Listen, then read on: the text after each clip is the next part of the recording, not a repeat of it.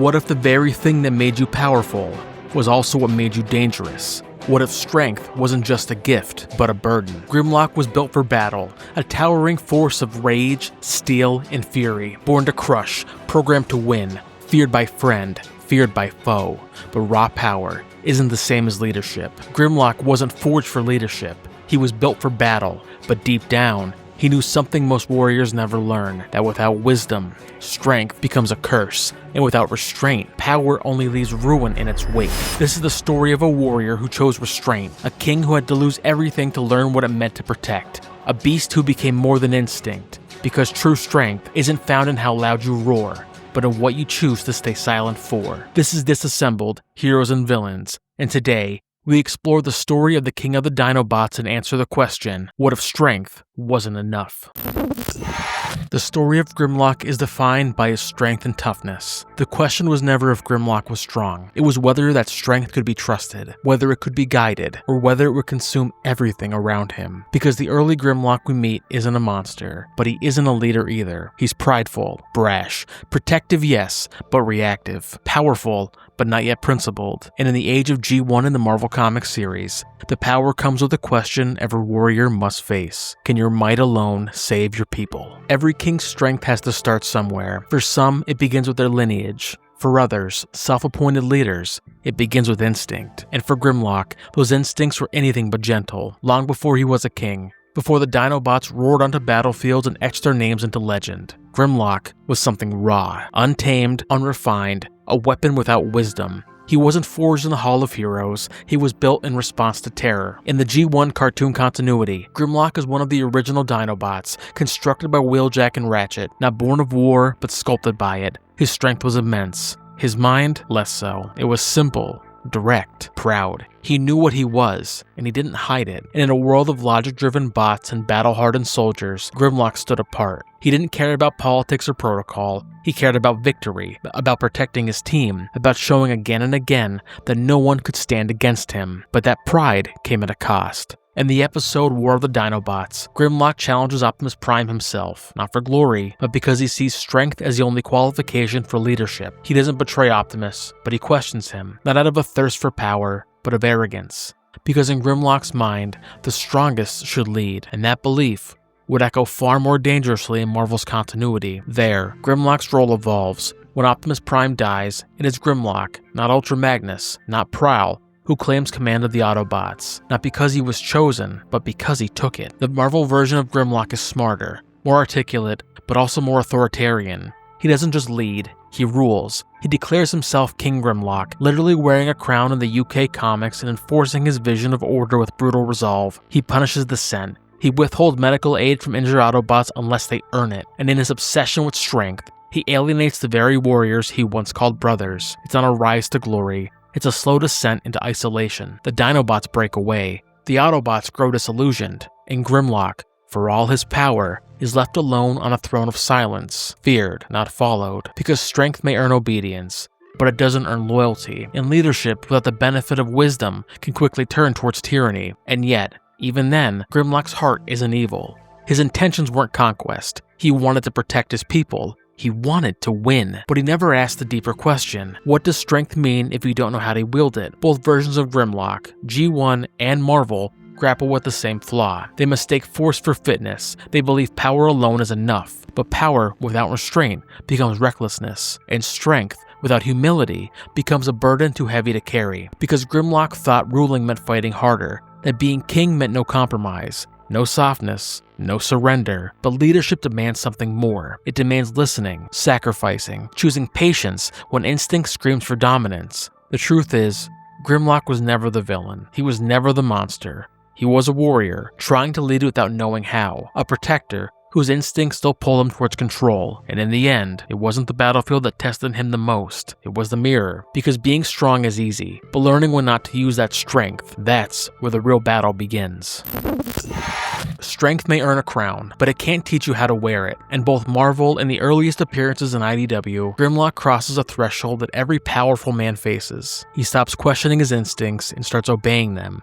And when instinct becomes law, pride follows close behind. In Marvel, we saw it when he seized the Autobots' command, In IDW, we see echoes of the same pattern, Grimlock's power drawing him into alliances and decisions that erode his principles piece by piece. He's no longer just a warrior, he's a ruler, and for the first time, his greatest battles aren't against the Decepticons, they're against himself, because pride doesn't just rise, it isolates. And in Grimlock's case, it always starts the same way, with a crown no one gave you. In the aftermath of Optimus Prime's death in the Marvel Comics series, Grimlock didn't wait for votes. He didn't hold counsel or seek wisdom. He crowned himself king. It wasn't some subtle coup.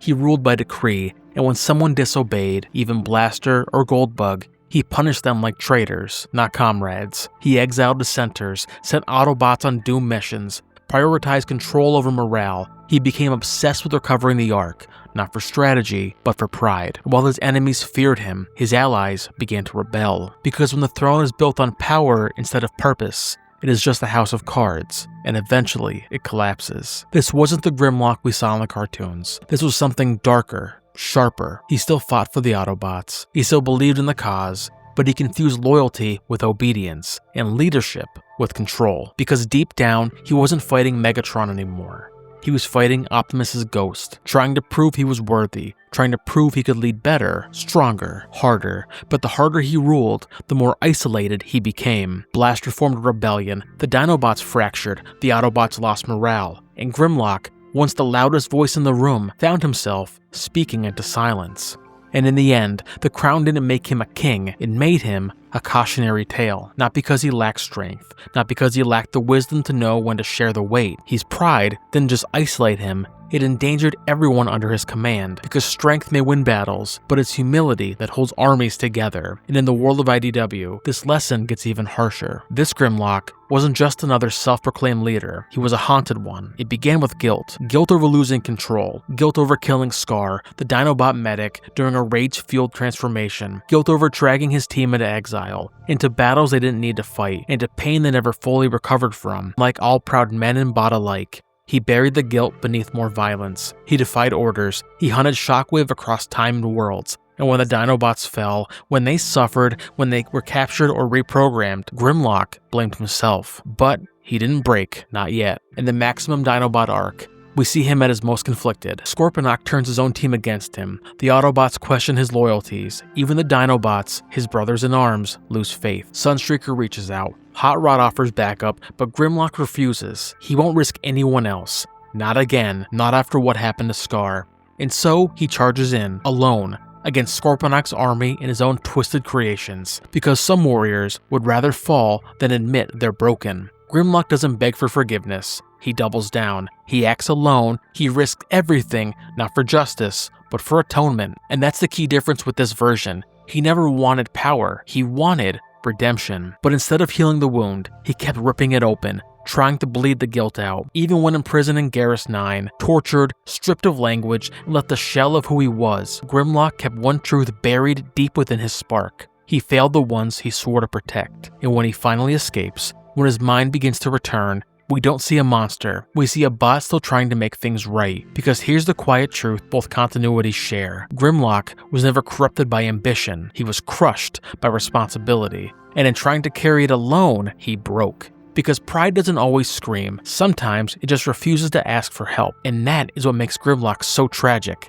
He wasn't chasing conquest like Megatron, he wasn't seeking purity like Shockwave. He wanted to protect his brothers, to lead them, to save them, but he never learned the difference between sacrifice and self-destruction, and in trying to be everything, he lost the very thing that made him strong, his team. Before we continue our look at the King of the Dinobots, make sure to follow or subscribe to Disassembled Heroes and Villains on your favorite podcast app. Every week, we dive into the minds of monsters, legends, and fallen gods to uncover the truth behind their power and the pain behind their purpose. And next week, Disassembled Deep Cuts returns to unveil one of Cybertron's most cursed creations, a vessel of primordial chaos, a soldier twisted by darkness and reborn through corruption. We trace the rise and fall of Thunderwing. Then, we turn to a different kind of monster in next week's episode of Disassembled Heroes and Villains. A weapon with a soul, a demon with a destiny, a hero forged in hellfire. We face the unholy might of Hellboy. And if you want to help shape the future of Disassembled, vote every Wednesday in the Handsome Comics YouTube community poll. Now, back to the throne and the king who never asked to wear the crown. While Grimlock's story has been marked by rage only takes you so far. And in time, even the fiercest warriors must ask a different question. What now? In the aftermath of betrayal, exile, and grief, Grimlock begins to change. Not suddenly, not completely, but in the final years of IDW's first universe, we don't see a tyrant clawing for control. We see a survivor, scarred by his own failures, fighting to reclaim purpose. This Grimlock doesn't scream for dominance. He follows his team, protects the weak, and when the galaxy begins to unravel, he doesn't seek vengeance. He quietly joins the fight, not to prove he's the strongest, but to prove he still matters. And across the multiverse, in the war for Cybertron and aligned timelines, we find that same quiet evolution. This is no longer the Grimlock who challenged Optimus for command. He's not the brute who sees compassion as weakness. This Grimlock is strategic, tactical, a commander who learned to slow down, not because he's weaker, but because he understands the cost of haste. Even after being brutalized by Shockwave's experiments, even after losing control of his mind and body, he fights his way back, not just for freedom, but to clarity, because raw power is just noise without wisdom to guide it. And in this age of war, where every warrior is a weapon, Grimlock becomes something greater, a weapon that chooses when not to strike. There's a moment in every warrior's life where the fist stops swinging long enough for reflection to creep in. For Grimlock, that moment didn't come at the height of battle, it came in the ruins that followed. Late in IDW's initial continuity, Grimlock isn't a king, he isn't even a leader. He's a relic, forgotten, exiled, and barely remembered by the cause he once gave everything for. But time has softened something in him, not his strength, but his impulse, not his instincts, but his judgment. When the galaxy begins to collapse, when Unicron returns and Cybertron teeters on the edge of oblivion, Grimlock doesn't roar into the spotlight. He steps forward quietly. No crown, no declaration, just purpose. We see him rescue RC and El-Arion from annihilation. We see him stand beside Soundwave, not as a rival, but as an equal. And when Optimus speaks, Grimlock listens, not with defiance, but with understanding. Because this Grimlock isn't fighting for control anymore. He's fighting to protect, not to dominate, not to punish,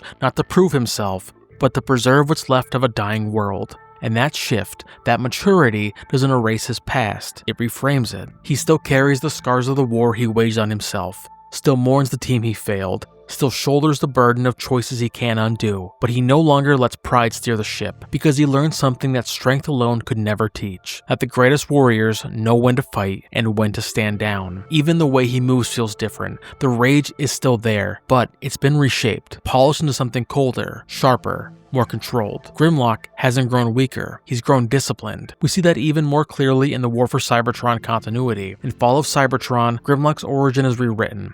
He's no longer the result of Autobot science. He's a soldier, brutal, efficient, and deeply loyal, chosen for a special mission to investigate the rise of Shockwave's monstrous experiments. But he never makes it back. Captured, tortured, reforged. Shockwave doesn't just alter his frame, he violates his autonomy. He mutates Grimlock into something unrecognizable, a beast, a dinosaur, a weapon stripped of will. But it's not the transformation that breaks him, it's memory. The memory of his team. Slag, Snarl, Swoop, and Sludge, the memory of his orders, the memory of who he was before that cage, and more importantly, who he chose to be after it. Because in this universe, Grimlock is no longer ruled by instinct. He's intelligent, tactical, deliberate. He doesn't fly into rage blindly, he weaponizes it. He holds it in reserve, waits, studies his enemy, and then he unleashes it with surgical precision. He's dangerous not because he's wild, but because he's focused. And when he finally escapes, when he reunites with the Dinobots and joins the final defense of Cybertron, he doesn't demand a throne. He doesn't need one. He takes the field like a general.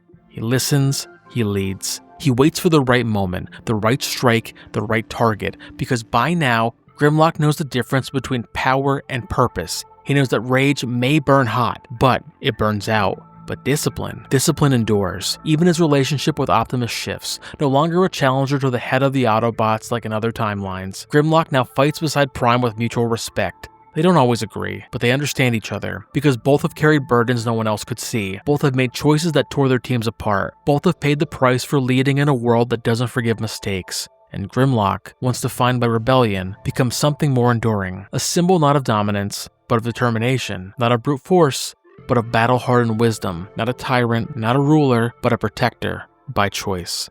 And perhaps that's the greatest testament to his growth. He never stopped being strong, he just stopped needing to prove it, because in the end, Grimlock's journey isn't about becoming the strongest, it's about becoming the most complete version of himself. He was forged in violence, tempered by failure, and redefined through discipline, not by changing what he was, but by finally learning who he wanted to be. But what happens after the war? When the rage cools, when the enemies are gone, when there's no more throne to challenge, no battlefield to claim, what does a warrior become when there's nothing left to fight? For Grimlock, the answer didn't come from a crown or a kill count. It came from something far more difficult: connection. Because there's one final evolution that strength alone can't unlock: the courage to be gentle. And in continuities like Cyberverse and Earthspark, we witness a version of Grimlock who isn't defined by his fury, but by his friendships. He doesn't lead through dominance, he learns through humility. He sacrifices, he trusts, he grows, not harder, but softer. And in doing so, Grimlock becomes something we never expected. Not just a warrior, not just a protector, but a symbol of how far even the fiercest can rise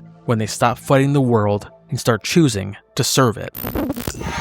There's a version of Grimlock many fans never expect to see. Not the war machine, not the tyrant slayer, not the towering beast stomping his enemies into slag, but the guardian, the friend, the gentle giant who learns that real strength isn't about domination, it's about compassion. We see this most clearly in Earthspark. Here, Grimlock isn't an outsider or a weapon of last resort. He's part of something deeper, a family. He bakes with humans, he helps train young Terrans, he uses his fire breath to cook, not conquer. But his past still lingers, haunted by mind control, rage flashbacks, and the trauma of war. Grimlock doesn't bury his instincts, he wrestles with them. And when those instincts flare, threatening the ones he's grown to love, he listens, he trusts, he lets others in. Because true courage isn't just charging into battle. Sometimes it's stepping back, letting others rise, believing that love can be stronger than violence. This version of Grimlock doesn't reject who he was. He reframes it. He turns pain into patience, power into purpose, fury into faith. But to truly understand how far Grimlock has come, we need to go back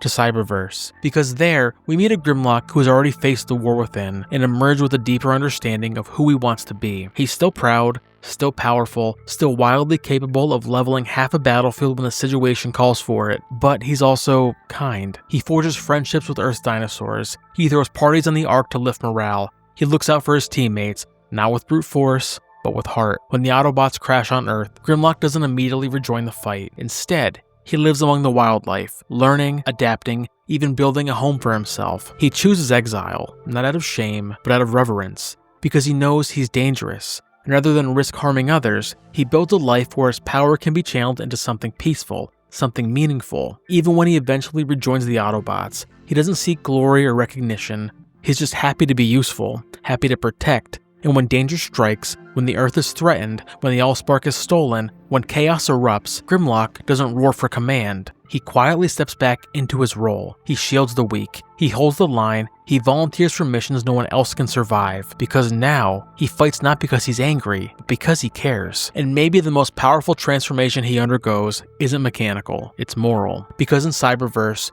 we see a bot who has wrestled with his instincts and chosen something better, a new identity, forged not in rage, but in responsibility. Even his relationship with the other Dinobots reflects the shift. They don't just follow him because he's the strongest. They follow him because he trains them, guides, builds Volcanicus not just as a combiner of bodies, but as a union of wills. And in fights with Trypticon and final battles against the Quintessons, it's not Grimlock's rage that turns the tide. It's the unity he fosters, the selflessness he models. And when the war is finally over, when peace is signed and Cybertron begins to heal, Grimlock isn't on a throne. He's in McAdams, laughing with his friends, raising a toast to the future, and that future exists because he helped protect it, not with fear, but with faith. Because the strongest version of Grimlock isn't the one who bites the hardest, it's the one who knows when not to bite at all, who trusts his team, who believes in second chances, who serves something greater than himself. And maybe that's the version we all need to see, because if even Grimlock, the walking embodiment of fury and fire,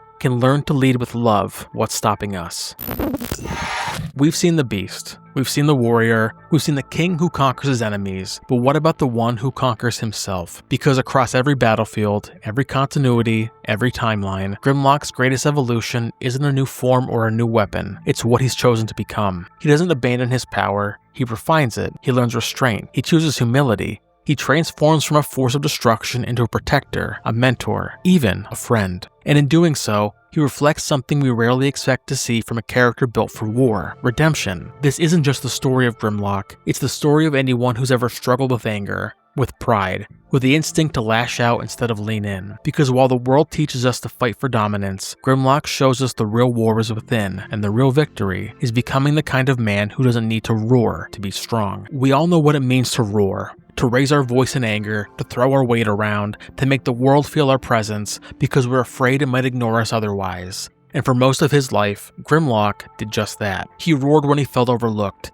when leadership failed him, when trust was broken, when he didn't have the words to explain the pain underneath the fury. But something changed. Across every continuity, from the battlefield to the inner sanctum of McAdams, Grimlock didn't just transform in the mechanical sense. He evolved. No longer a brute, he became the kind of warrior who no longer needed to shout to be heard, the kind of leader who no longer demanded loyalty through fear, the kind of bot who no longer saw gentleness as weakness. Because somewhere along the way, he realized real strength isn't about domination, it's about discipline. It's about the power to break and the decision not to, about being strong enough to lift others up without needing to stand on them. And that's a lesson far too many of us learn too late. We think strength is control, that leadership is command, that being a father, a friend, a man in this world means being loud, unmovable, and untouchable. But Grimlock teaches us something different, that humility takes more courage than rage, that protection demands more endurance than conquest, that raising others, children, students, soldiers, means letting go of pride and embracing patience. It's the father who doesn't explode when his kid pushes boundaries.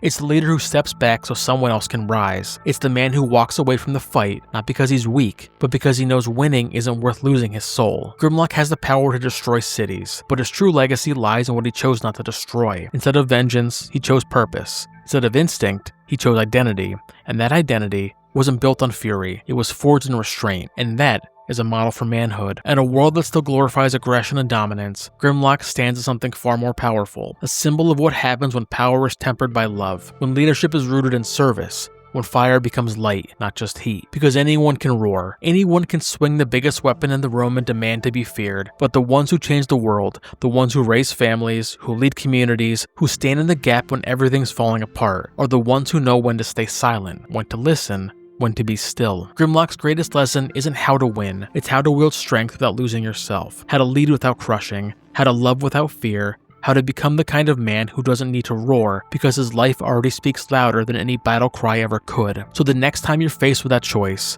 to fight or forgive, to dominate or protect, to speak or stay silent, ask yourself, what would Grimlock do? And what kind of man do you want to become? Because even if a fire-breathing war machine can learn to lead with wisdom, with compassion, with sacrifice, then maybe we can too. Thank you for walking with us through the rage, reckoning, and redemption of Grimlock, through the battles he's waged, through the instincts he's wrestled, through the quiet choices he's made when no one else was watching. We've seen a monster forged in fury learn to master himself, a destroyer of tyrants become a protector of peace, and in that stillness between roars, he reveals something deeper, that true strength isn't measured by how loud you shout, by what you choose to stay silent about. That real leadership doesn't always stand at the front. Sometimes it waits in the shadows, so others can rise. Grimlock doesn't erase his past, he honors it. He grows from it. He chooses to be more, not because it's easy, but because it's right. Because becoming better isn't about perfection. It's about restraint, about serving instead of conquering, loving instead of lashing out, becoming the kind of man whose power lifts others, rather than crushing them. So before we go, ask yourself, who are you protecting? What is your strength really for? Because the loudest warriors don't always speak, and the strongest leaders don't always lead. Sometimes they listen, they trust, they build, they choose, and so can you. So stay strong, stay steady, and as always, stay handsome. And remember, you are not your anger, you are not your scars, you are what you choose to become starting now.